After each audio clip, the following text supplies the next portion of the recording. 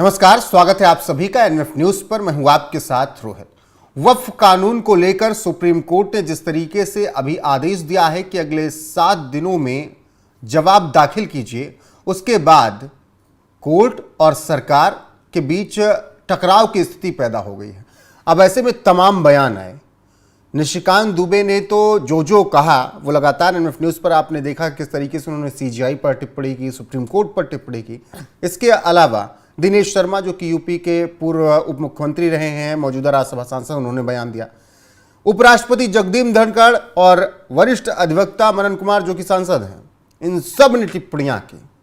अब इसके बाद जेपी नड्डा का एक ट्वीट आता है।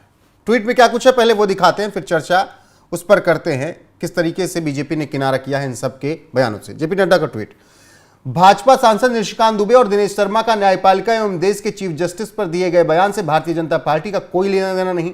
यह इनका व्यक्तिगत बयान है, लेकिन भाजपा ऐसे बयानों से ना कोई इत्तेफाक रखती है, ना ही कभी भी ऐसे बयानों का समर्थन करती है। भाजपा इन बयान को सिरे से खारिज करती है। भारतीय जनता पार्टी ने सदैव ही न्यायपालिका का सम्मान किया, उनके आदेशों और सुझावों को सहर्ष स्वीकार किया। और क्योंकि एक पार्टी के नाते हमारा मानना है कि सर्वोच्च न्यायालय सहित देश की सभी अदालतें हमारे लोकतंत्र का अभिन्न अंग है और संविधान के संरक्षण का मजबूत आधार स्तंभ है, मैं इन दोनों को और सभी को ऐसे बयान न देने के लिए निर्देशित किया है। यह बयान जेपी नड्डा का है, ट्वीट किया है। पंकज जी, अगर दिनेश शर्मा, निशिकांत दुबे को निर्देशित कर दिया गया ऐसे बयान को और उनके बयान से किनारा कर लिया गया, तो फिर उपराष्ट्रपति जगदीप धनखड़ और मनन मिश्रा के बयान से किनारा क्यों नहीं किया गया? देखिए, शब्दों का चयन हो सकता है कि निशिकांत दुबे ने जो बात कही हो, मैंने उनका पूरा बयान सुना है। उन्होंने सिर्फ पूरे बयान में अलग अलग उदाहरण दिए हैं जिससे मैं इत्तेफाक रखता हूं। हाँ, उन्होंने एक बात जो कह दी जो अतिशयोक्ति है और उन्हें नहीं कहनी चाहिए थी, वो ये कि देश में हो रहे गृह युद्ध के लिए chief justice of India Sanjeev Khanna जिम्मेदार है। ये कुछ ज्यादा था। नहीं तो जो सवाल उठाए हैं निशिकांत दुबे ने वो वाकई गंभीर सवाल है। उन्होंने कहा कि मणिपुर वाला मसला देख लीजिए। मणिपुर का मसला कैसे शुरू हुआ? मणिपुर में हाईकोर्ट ने वर्षों से पड़े एक याचिका पर एक अजीब तरह का फरमान सुना दिया। उन्होंने कहा कि हाँ, मैतेई समाज को भी एसटी का दर्जा दिया जा सकता है और ये फाइल मैं फॉरवर्ड कर रहा हूं केंद्र को। उसी से सारा कुछ हुआ ना। वो तो हाईकोर्ट का किया धरा था। हालांकि बाद में हाईकोर्ट ने उसे वापस ले लिया, लेकिन तब तक तो मणिपुर जल चुका था। मणिपुर पर ही जो खुद का क्रिएट किया हुआ प्रॉब्लम था, न्यायपालिका स्वतः संज्ञान ले रही है, लेकिन मुर्शिदाबाद पे खामोश है। ये बात तो मनन कुमार मिश्रा भी बोल रहे हैं। वो बार काउंसिल ऑफ इंडिया के पूर्व अध्यक्ष रह चुके हैं, कानून के जानकार हैं और इसी बिना पे उन्हें राज्यसभा भेजा है, भारतीय जनता पार्टी ने ही भेजा है। उनसे कैसे किनारा कर लीजिएगा? और भी कई तरह के सवाल है। जैसे केंद्र सरकार ने कुछ कानून बनाया था होमोसेक्सुअलिटी को लेकर, सेम सेक्स मैरिज, कि लड़की लड़की से शादी कर लेता है, लड़का लड़का से शादी कर लेता है। उसको अचानक कोई एक दिन जज आता है, बोलता है कि नहीं, ये नहीं चलेगा। फिर पोर्नोग्राफी को लेकर एक केंद्र सरकार कानून बनाती है कि पोर्नोग्राफी में क्या क्या प्रतिबंध लगने चाहिए। अब बताइए, महिलाएं, बच्चे, बुजुर्ग उससे कैसे बचे रहे, इसके लिए केंद्र सरकार कानून लेके आई थी, लेकिन सुप्रीम कोर्ट के कुछ लोगों को ये पसंद नहीं आया, उसे ये कर दिया। तो ये बातें जो पॉइंट उठाई थी, इस पर डिस्कशन हो सकता है, लेकिन फिर उन्होंने ये कह दिया ना कि देश में गृह युद्ध हो रहा है, उसके लिए चीफ जस्टिस ऑफ इंडिया जिम्मेदार है। ये गैर जिम्मेदाराना बयान था, इसको मैं ये कहता हूं। लेकिन मैं बार बार ये बोल रहा हूं कि दिनेश शर्मा हो या निशिकांत दुबे हो, वो जेपी नड्डा के अंडर आते हैं, भारतीय जनता पार्टी से सांसद हैं, उनको प्रेषित किया जा सकता है।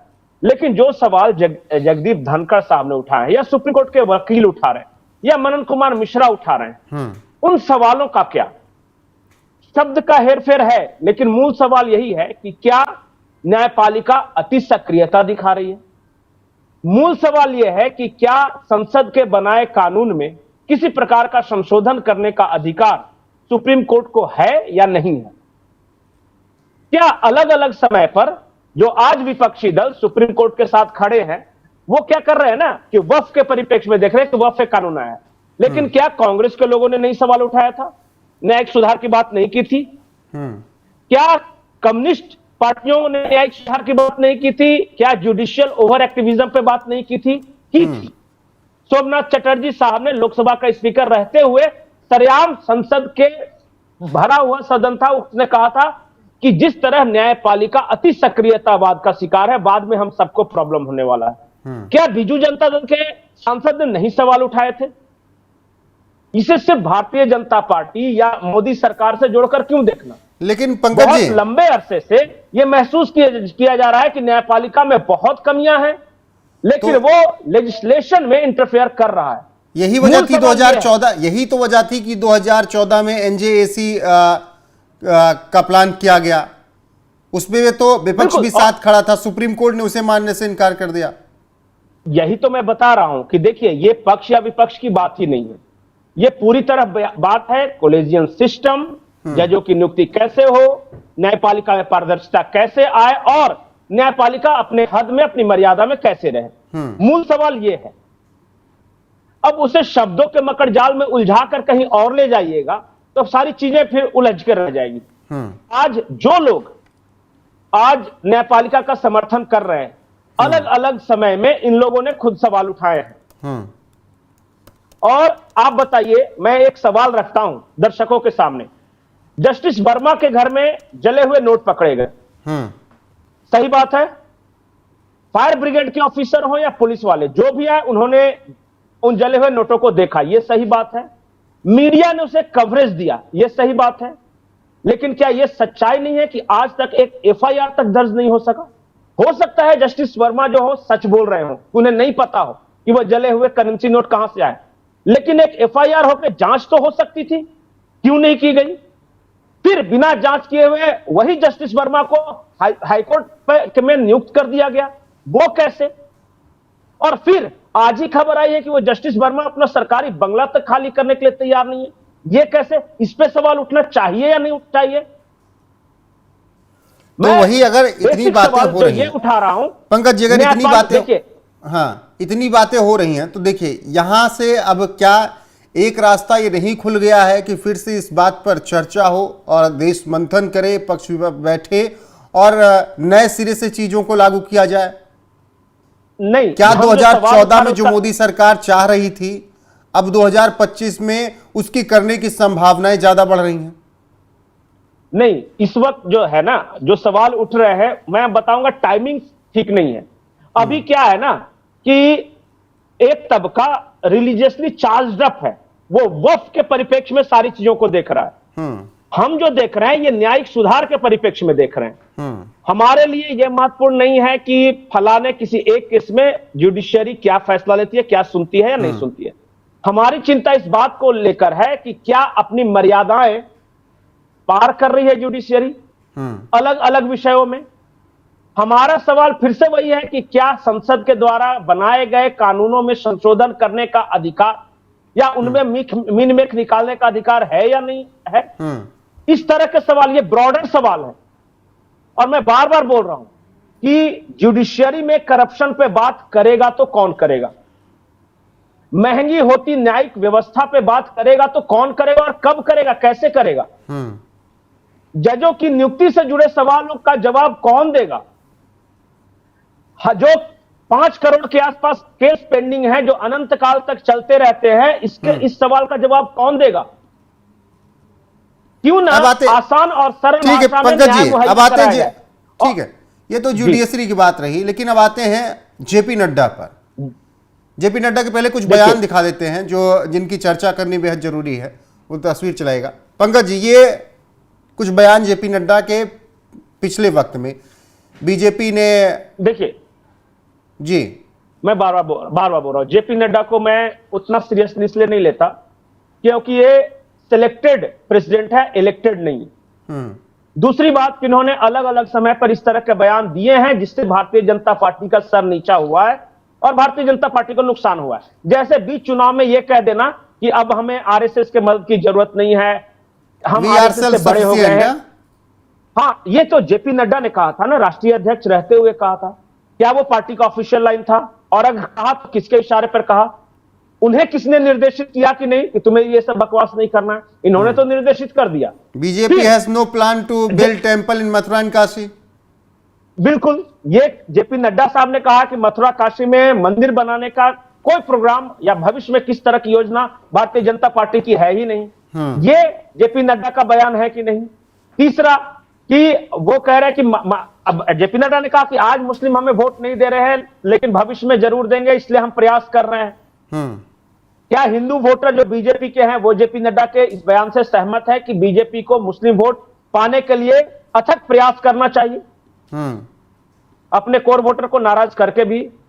अब फिर एक ये हुआ था, मीटिंग हुआ था भारतीय जनता पार्टी का, वहां जानबूझ के भगवा कलर ही हटा दिया गया था, इन्होंने ब्लू और व्हाइट रखा था। क्या ये बीजेपी के समर्थकों को पसंद आया? ये सब जेपी नड्डा के कार्यकाल में हुआ। इसलिए मैं कहता हूं कि जेपी नड्डा कहीं लोगों द्वारा चुनकर नहीं आते, या उन्होंने दुनिया में कहीं चुनाव लड़के नहीं जीता है, मुखिया का भी चुनाव नहीं जीता है। वो हो सकता है कि बीजेपी आला कमान के विश्वास पात्र हो, इसलिए वो बीजेपी के राष्ट्रीय अध्यक्ष है, लेकिन वो आम जनता के मन के भावों को भी उसी तरह प्रकट कर रहे हो, ये कोई जरूरी नहीं। आप बताइए, जेपी नड्डा के मैं 1 दर्जन ऐसे बयान बता सकता हूं कि जो कि ऑफिशियल लाइन या पार्टी के समर्थकों द्वारा नहीं पसंद किया गया, लेकिन क्या करें। मेरा यह है कि देखिए, JP Nadda is not important but issues are, जो मुद्दे हैं वो महत्वपूर्ण हैं। सुप्रीम कोर्ट के वकील वो मुद्दे उठा रहे हैं, वो पूर्व जो बार काउंसिल के प्रेसिडेंट है वो मुद्दे उठा रहे हैं। जिन मुद्दों ने 2 से 303 तक पहुंचाया, कानून का जानकार, जिन मुद्दों ने 2 से 303 तक पहुंचाया, जिस राम मंदिर ने आपको सब कुछ दिया, जिस राम भगवान ने आपको सत्ता के शीर्ष तक पहुंचाया और 3-3 बार आपको नवाजा, उससे आप फिर बात करने लगते हो कि काशी और मथुरा हमारे उसमें नहीं है। भगवा को लेकर आप बात करने लगते हो, आप आरएसएस को पीछे छोड़ देते हो, और फिर अब जुडिशरी पे बात है तो आप निशिकांत के बयान से दरकिनार कर सकते हैं, उनके उस बयान से कि सीजीआई गृह युद्ध करवा रहे हैं, लेकिन अगर रिफॉर्म की बात है जुडिशरी में तो उसकी तो चर्चा होनी चाहिए। उसकी चर्चा कौन करेगा? बड़े लोग ही तो करोगे आप लोग। अब आप छोड़ दोगे विधायक और किसी क्या कहते हैं सांसद पर, तो वो थोड़ी मोल लेगा जंग। और एक और महत्वपूर्ण बात है रोहित, जो जेपी धनखड़ जो हमारे उपराष्ट्रपति है ना, वो सीनियर एडवोकेट भी रह चुके हैं, कानून के जानकार भी रह चुके हैं और संविधान के बहुत बड़े जानकार हैं। कई सांसद बिल्कुल जानकार तो ऐसे हैं, जानकार तो जेपी धनखड़ साहब ऐसे हैं कि मुझे लग रहा है कि अच्छे वकील सुप्रीम कोर्ट में नहीं होंगे जो काला कोट पहन के जाते हैं। आते हैं सलाह लेने। क्या वो गलत बोल रहे हैं? और जेपी नड्डा को कानून की कितनी जानकारी है वो मुझे नहीं पता। मुझे ऐसा लगता है, जो महसूस होता है कि जिस तरह जुडिशरी के खिलाफ जनता में एक चर्चा शुरू हुई है, बीजेपी डर गई है, सहम गई है। उन्हें ऐसा लगता है कि टकराव ज्यादा बढ़ा तो सरकार के लिए थोड़ा सा अनकंफर्टेबल स्थिति आ जाएगी, तो वो इस सवाल को ही दबा देना चाहते हैं ताकि हमारी सरकार निर्बाध रूप से चलती रहे। दबा देना चाहते हैं वो ठीक है, वो अपनी राजनीतिक महत्वाकांक्षाएं, अपनी राजनीतिक मजबूरियां, कोई बीच का रास्ता निकाला जाए, और यही बेहतर भी है। लोकतांत्रिक प्रक्रिया में न्यायपालिका और विधायिका का टकराव नहीं होना चाहिए, मुझे लग रहा है, तो ऐसे में बीच का रास्ता निकाला जाए। लेकिन यहां से एक रास्ता यह भी खुलना चाहिए कि लोकतांत्रिक देश में संविधान अगर कहता है कि आप सर्वोच्च, चलिए ठीक है, लेकिन रिफॉर्म की अगर बात है तो रिफॉर्म होना चाहिए। इस पर चर्चा क्यों नहीं होनी चाहिए? और इस पर सभी जजों को बैठना चाहिए, सीजीआई को बैठना चाहिए। वही तो देश चला रहे हैं भाई। 12-13 साल से या उससे ज्यादा मनमोहन सिंह के समय से न्यायिक सुधार आयोग की सिफारिशें ठंडे बस्ते में पड़ी हुई हैं। वो किसी एक सरकार की बात नहीं है। वो अगर 15-20 साल से आयोग की सिफारिशों को कोई हाथ लगाने को तैयार नहीं है तो कहीं ना कहीं तो चर्चा शुरू करनी पड़ेगी ना। टाइम बाउंड जजमेंट की बात थी कि फलाने तरह के क्राइम में इतने दिनों में जज साहब को फैसला सुना देना है। जजों की नियुक्ति की बात थी, इंफ्रास्ट्रक्चर सुधारने की बात थी, पेंडिंग केसेस कम करने की बात थी। कौन बात कर रहा है? लोगों को समझ में आए उस भाषा में न्याय देने की बात थी। फॉरेन एक्सेंट का इंग्लिश बोलिएगा, गांव के किसान को उठाकर खड़ा कर दीजिएगा और यस नो कर दिया रहेगा, उस बेचारे को क्या पता कि उसके साथ क्या हुआ। बिल्कुल पंकज जी, की बात थी, कौन बात करेगा? बिल्कुल पंकज जी, फिलहाल जिस तरीके से चर्चाएं हो रही हैं, टकराव की स्थिति अगर जल्दी संभले तो बेहतर है, वो सरकार के लिए भी और न्यायपालिका के लिए भी, क्योंकि लोकतंत्र में अगर टकराव हुआ तो जनता के बीच अविश्वास होगा, सरकार को लेकर भी और कोर्ट को लेकर भी, और ऐसा नहीं होना चाहिए। बीच का रास्ता रोहित, निकालना चाहिए और आखिरी बात बहुत बोल जल्द इसका रहा हूं सॉल्यूशन मैं। निकालना चाहिए। पंकज जी कंक्लूड कीजिएगा।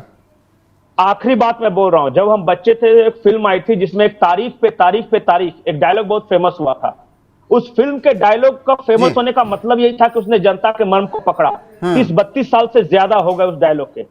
जुडिशरी की स्थिति और खराब ही हुई है, लेकिन बेहतर नहीं हुई वो है। डायलॉग आज भी जीवंत है। बिल्कुल जीवंत ही नहीं है, ज्यादा खराब हो गई है जुडिशरी की स्थिति। सुप्रीम कोर्ट के और जज को यह बिल्कुल कहना पंकज पड़ा जी। है कि नहीं, और एक आखिरी बात, जी। सुप्रीम कोर्ट के जज को यह कहना पड़ा है कि criminal justice system in this country is about to collapse. बिल्कुल, हम और नहीं कह रहे, ऐसे में सुप्रीम कोर्ट का बातें जज कह सुननी रहा है। पड़ेंगी और रिफॉर्म की जरूरत है तो उस पर चर्चा की जानी चाहिए। हम ये नहीं कह रहे हैं कि रिफॉर्म कर ही दीजिए, चर्चा की शुरुआत तो कीजिए, और चर्चा को शुरुआत कीजिए, फिर उसके बाद वक्त लगेगा उस पर क्या चीज ठीक हो सकता है, क्या और चीजें लाई जा सकती हैं, बैठकर विचार किया जाना चाहिए। जनता के बीच अविश्वास नहीं जाना चाहिए, न सरकार का न ही कोर्ट का। बाकी बने रहिए आप हमारे साथ, हर एक अपडेट आपको मिलती रहेगी लगातार। नमस्कार।